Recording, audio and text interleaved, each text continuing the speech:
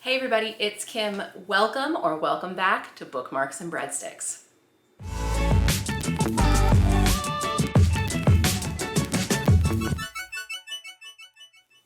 It's August 1st, so I think it's about time I bring you my July wrap-up. I actually had a really successful month and read 8 books. Now first, I want to call out the books that are going to carry over into next month that are going to be added on to my book buffet TBR.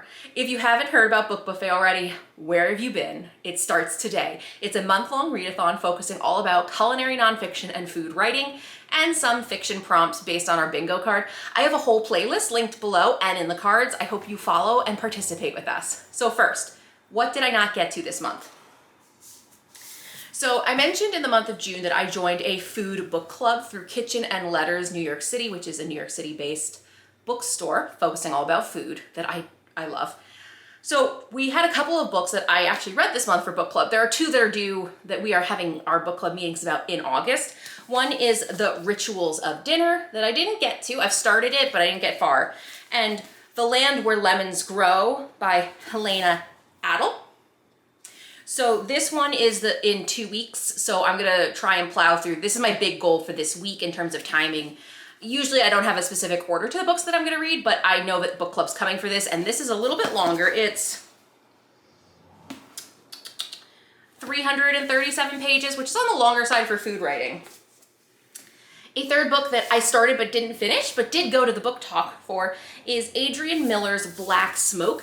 This is the history of African Americans in the United States of barbecue. I got to participate in his Zoom book talk last Monday.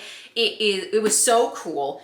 And Adrian Miller actually has written other books that I own on my shelves, which include Soul Food, The Surprising Story of an American Cuisine, One Plate at a Time. And he was a consultant on Chef's Table Barbecue. If you haven't watched that on Netflix, which I highly recommend you do, it's so good. And he has also written The President's Kitchen, the story of African Americans that have fed our first families from the Washingtons to the Obamas. So I've read Soul Food, his first book. I haven't read his second book, and now I've got his third book. I'm about halfway through this. There's a lot of pictures. It's actually quite interesting. And he was so charismatic on the Zoom call. I'm trying to find you guys a picture. Sorry while I look down, but let's see. It's pretty cool, right? And the funny thing in this picture is barbecue in the South. What is missing from this picture? Anyone of color. So those were the books that are going to carry into August. Let me tell you now about the books that I did finish. I read 2 fiction books this month. One is Simmer Down by Sarah Smith and Summer Job by Lizzie Dent. Summer Job is a summer 2021 release, and this is about Birdie, who decides to impersonate her friend for the summer, her best friend Heather, and impersonates her friend as a sommelier working in a restaurant that is trying to turn itself around. There is a romance plot line to this, but there also is a whole other plot line as well about Heather trying to figure out her own life as well. I thought this was super charming. It was a really great summer read. Simmer Down is a little bit of a spicier. This is definitely a contemporary romance first and foremost. I mean, this is also pretty much a contemporary romance, but I felt like food was at the forefront. So Simmer Down is about 2 rival food trucks in Hawaii, in Maui, excuse me. And one is Tiva's, which is Nikki's mom's Tiva. They own the Filipino-inspired truck. And then Callum and his brother arrive, and they have like fish and chips, essentially. Enemies to lovers, fake dating, real dating, but not wanting to commit to be honest about how they're feeling. So this is definitely more of a PG-13 version. Like there's some sex, there's sex, there's la la, but it's a little bit more fade to black. This, like, you get many scenes where all we talk about is Callum's dong. So, if you're looking for something spicy, Simmer Down will be for you. If you're looking for something that feels like a good PG-13 romantic comedy that I would want to watch would be Summer Job. So putting aside that, I did read one book for our book club, and that was The Secret Life of Groceries by Benjamin Lohr. I did listen to this. This actually might be one of my top 10 favorite books of the year. This is from 2019, and as someone who works in food, I have a very unique relationship with grocery chains and understanding supply chain and how your ice cream gets on shelf, how your peanuts get on shelf. But with Benjamin Laurie, he spent 5 years going undercover in many different roles to understand the dark miracle of the grocery store. And it truly is a dark miracle. Grocery stores evolved so that people could essentially have tons of options, but not realize what they're sacrificing. And it's a very powerful nonfiction piece. You get to see a lot of and experience a lot of anecdotes from first person perspectives, from whether it's a truck driver who's hauling things to like the Aldi warehouse, to someone who is a small business just trying to break in on the grocery shelves. So highly recommend this. I think the audiobook came in at just 9 hours, which if you play it, I played it a little bit faster. I've gotten up to 1.25 speed and I can't go any faster, otherwise I'm not listening. But it's a really delightful read, really thorough. I did find the pacing uneven. There are moments and stories that I wish we focused more on. And at the end of the book, while it came up in book club that there's a little bit of split perspective, I wish there was a little bit more of, so what can I do to change? And instead, he doesn't really leave you with anything other than feeling a little bit depressed on how grocery stores have kind of destroyed the world in a way. So it bothered me, but other people in the book club thought it was fine that he wasn't being preachy in any way.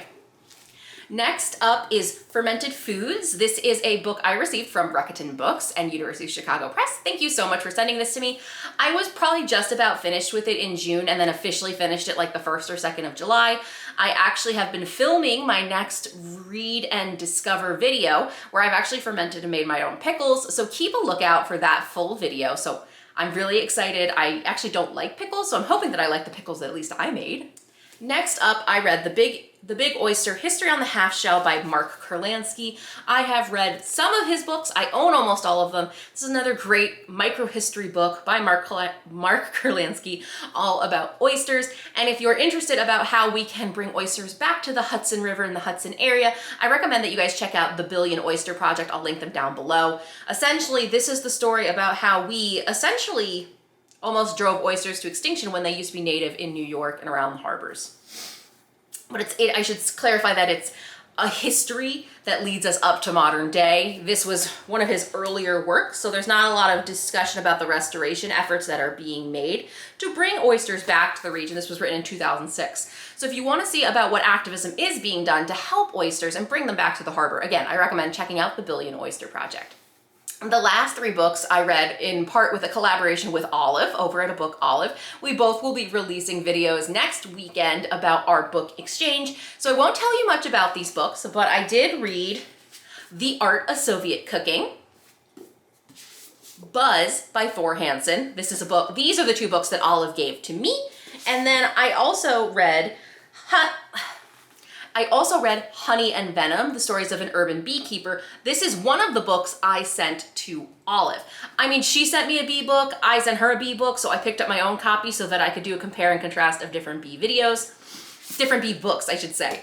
I won't go into too much detail because again, there's a whole dedicated video to that and the boxes that we sent each other. So this is a little bit of a shorter wrap up, probably because I have a lot of other videos with special dedications to a good portion of these books, but that is my wrap up for July. Can you believe that I read 2 fiction books this month? It is a summer. I'm very proud that it's a summer where I am trying to just relax and read at my own pace.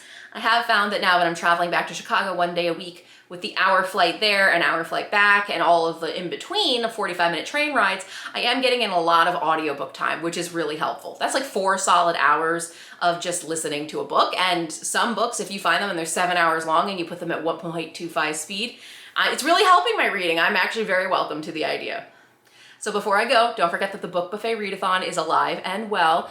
Don't forget to check out the playlist below. Follow me and all of the other hosts. Hit like and subscribe, wear a mask, the Delta variant is around and well. Oh, and I wanted to show you guys that I actually made my own toasty bookmarks and breadsticks shirt. There you go, that's a better idea of placement. I actually made it myself in a screen printing class, and I don't think this is the final material that I would print the shirt on. As you can see, it's a little bit transparent, but I would love to know if you guys would ever be interested. Oh, you can kind of see him, there he is. Let me know if you would ever be interested in any kind of apparel. I would love to hand make shirts for you guys. I can do it now that I've taken the screen printing courses. Maybe I'll make them make to order. Maybe that'll help instead of making them in bulk. Anyway, lots of questions. Comment below. I hope you're well. I'll see you in the next one. Bye.